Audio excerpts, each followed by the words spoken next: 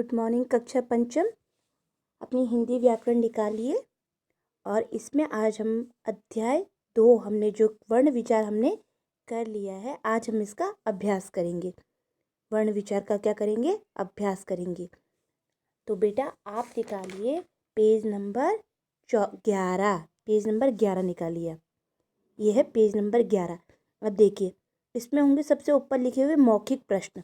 ये रहे मौखिक प्रश्न और लिखित प्रश्न। मौखिक प्रश्न है, वर्ण किसे कहते हैं? वर्णों का समूह क्या कहलाता है? संयुक्त व्यंजन कौन कौन से हैं? लिखित प्रश्न है क, स्वर की परिभाषा लिखिए, ये संख्या में कितने होते हैं?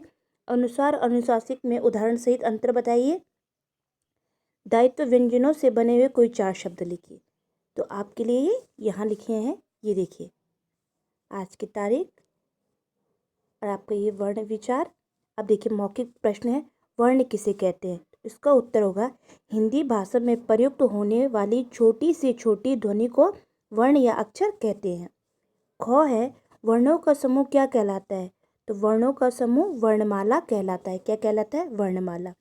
ग है, संयुक्त व्यंजन कौन कौन से हैं? तो बेटा संयुक्त व्यंजन 4 हैं, क, त, ज और श। ये संयुक्त व्यंजन है। उसके बाद पेज पलटिए। ये आपके लिखित प्रश्न है। लिखित प्रश्न है पहला वाला क, स्वर की भाषा परिभाषा लिखिए, ये संख्या में कितने होते हैं? तो आपके स्वर की परिभाषा कितनी थी? स्वर की परिभाषा है जिनके उच्चारण में किसी दूसरे वर्ण की सहायता नहीं लेनी पड़ती है उन्हें स्वर कहते हैं। जिनका हम उच्चारण करते हैं और किसी और की सहायता नहीं ली जाती है उन्हें हम स्वर कहते हैं।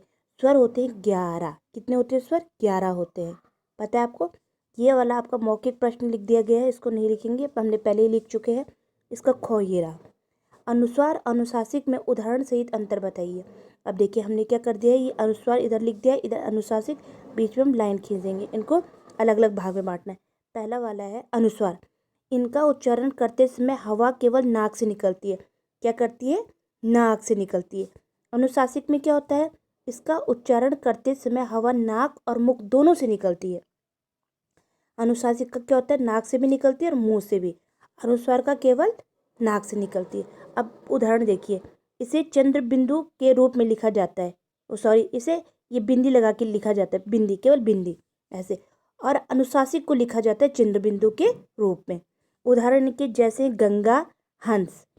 और अनुशासिक का उदाहरण है जैसे चांद और सांप। ओके, अब पेज पलटिए। अब है इसका गौ वाला, द्वैत व्यंजनों से बने कोई 4 शब्द लिखिए। तो द्वैत व्यंजनों से हमने लिखा पक्का, सच्चा, लट्टू और पत्ता। ओके, अब देखिए इसके अभ्यास और अभ्यास। इसके हम करेंगे अब उचित विकल्प पर सही निशान लगाइए। जो सही लग रहा है आपको उसमें सही लिखेंगे। भाषा की सबसे छोटी ध्वनि को कहते हैं स्वर, व्यंजन, वर्ण या वर्ग।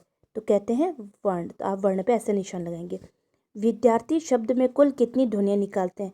तो जब आप इसका विच्छेद करेंगे, तो वर्ण विच्छेद करेंगे, तब आप देखेंगे इसमें निकलती हैं 8 ध्वनियाँ। कितनी निकलती हैं? 8। कौन सा वर्ण अंतस्थ व्यंजन है? तो है र वाला अंतस्थ व्यंजन। हिंदी वर्णमाला में कितने वर्ण होते हैं? तो हिंदी वर्णमाला में कितने होते हैं? 52 वर्ण होते हैं। संयुक्त व्यंजन से बना शब्द कौन सा है? संयुक्त व्यंजन का उदाहरण है त्रिशूल। इस प्रकार से हम करेंगे। अब आगे देखिए आप तीसरा वाला, ये वाला, दिए गए शब्दों की मदद से रिक्त स्थानों की पूर्ति कीजिए।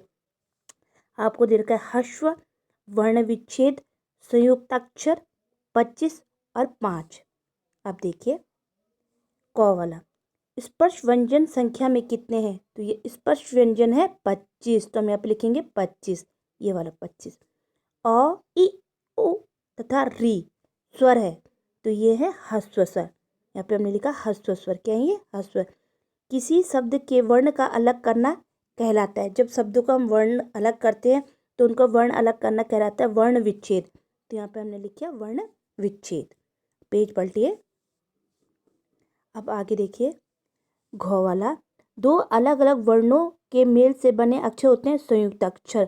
अलग अलग होते हैं फिर उनको एक बनाते हैं तो उसको लिखते हैं संयुक्त अक्षर। स्पर्श व्यंजन को 5 वर्गों में बांटा गया। कितने वर्गों में? 5 वर्गों में बांटा गया है। आया आपके समझ में? अब इसी प्रकार हम चौथा करेंगे। दिए गए शब्दों में अनुस्वार, अनुस्वार आपको पता है ये बिंदी होती है केवल अनुस्वार में, और अनुशासिक, अनुशासिक में होता है ये चंद्र बिंदु लगाकर इन्हें दोबारा लिखिए। अब काटा, सिंपल काटा है तो इस पर चंद्र बिंदु लगा के काटा। ज ग ल तो हमने क्या लगाया? बिंदी, हमने कर दिया जंगल। श ख तो हमने अंक की बिंदी लगा दी तो हमने शंख, अनुस्वार बना दिया इसे। रंग, ये भी क्या है? अंक की बिंदी लगाई, रंग, अनुस्वार। अब चंद्रमा पे हमने बना दिया इसको अनुशासिक, चंद्र बिंदु लगा के। कुआं, इस पे भी हमने चंद्र बिंदु लगा के ये अनुशासिक हो गया। बंदर, बंदर क्या है? बिंदी लगा के अंग की, ये हो गया अनुस्वार। और पतंग, ये भी हो गया अनुस्वार, यानी कि केवल अंग की बिंदी। और कांच में लगता है चंद्र बिंदु तो ये हो गया अनुशासिक। इस प्रकार से आप करेंगे। ये संयुक्त व्यंजन है, इसमें मैंने ये फिल कर रखी है, स्माइल करना है आपको। संयुक्त व्यंजन में बने शब्दों के नीचे ये स्माइल वाला तथा द्वैत व्यंजन के सामने आपको ये वाला कर रहा है, ये मुंह नीचे को लटका हुआ ऐसे। ये मैंने बना दिए हैं, आप यहाँ से देखिएगा। अब ये 6 वाला, नीचे दिए संयुक्ताक्षर से बने 2-2 शब्द लिखने हैं आपके। संयुक्ताक्षर है, आपको 2-2 शब्द। च च, आधा च च तो हमने लिखा बच्चा सच्चा, ठीक है। क क क आधा क तो चक्की पक्की। फिर त आधा त पत्ता गत्ता, ओके। फिर लिखा आधा न ना तो हमने लिखा पन्ना गन्ना। इस प्रकार से आप करेंगे। अब आगे देखिए 6 वाला का ख। ड और ढ के प्रयोग से 2-2 शब्द लिखने हैं अपने। ड तो आपको पहले भी बताया था, अभी मैं बता रही हूँ। जो ड और ढ होता है, इसकी शुरुआत कभी भी शुरू से नहीं होती है। ये वर्ण आता है बीच में, मध्य में आता है। तो हमने लिखा सड़क सड़क, धड़क धड़क। ढ से हमने बनाया पढ़ाई पढ़ाई, चढ़ाई चढ़ाई। इस प्रकार से हमने इनको मध्य में लिखा, यानी कि बीच में लिखा। अब आता है आपका 7वां है, दिए गए शब्दों का वर्ण विच्छेद कीजिए। बच्चों, ये वर्ण विच्छेद आपको किस प्रकार से करना है? देखो, आपको मैंने पहले ही बताया था, अभी मैं फिर बता रही हूँ। ये है चिड़िया। च में किसकी मात्रा आएगी? छोटी ई की, छोटी ई लिख दिया। फिर क्या? ढ में किसकी मात्रा है? छोटी ई की, ई। फिर है यो के बाद किसकी मात्रा आ रही? आ की, तो हमने लिख दिया चिड़िया, ऐसे, ठीक है। उसके बाद ख वाला देखिए, स्वागत, हमने लिखा स। फिर व में किसकी मात्रा? आ की, तो हमने लिखा आ। फिर ग में किसका उच्चारण हो रहा है? अ का। ग तो में किसका उच्चारण हो रहा है? अ का। और आप ये नीचे से हलंत हलंत लिखते जाएंगे। स्वागत, ऐसे हमने इसका वर्ण विच्छेद करना है, इसको तोड़ के बनाना है। अब ग वाला देखिए, रावी। तो र में किसकी मात्रा? आ की, तो हमने लिखा आ। वो में किसकी मात्रा है? बड़ी की। वो के बाद हमने क्या लिख दिया? बड़ी ई की मात्रा, ऐसे। फिर सरस्वती, घ वाला। तो स के बाद किसका उच्चारण? अ। स अ र अ का, अ स व में के बाद अ। त में किसकी मात्रा है? बड़ी की, तो यहाँ पे बड़ी। इस प्रकार से हम करेंगे।